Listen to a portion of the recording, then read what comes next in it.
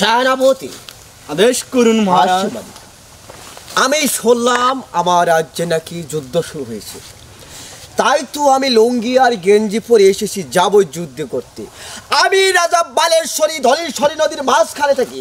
কার এত বড় বউকের পাটা আমার সামনে দাঁড়িয়ে আমার রাজ্যে আমার প্রজাগণকে মারতে থাকবো, যুদ্ধ করে এলাম, চামড়া উঠে এলাম আমি। আদেশ করুন মাদান মশাই। হ্যাঁ বিয়াদব, কিসের রাজার মশাই? বলো আজ রাজা মশাই।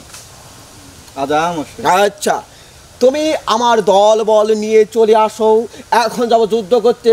ওই রাজা কি নাম জানা? কাশিরি, ওর সাথে যুদ্ধ করবো আমি, একবার চামড়া উঠে এলাম। আমার দল বল নিয়ে আসো, আমার প্রজাগণের সুবুরে তো হামলাকে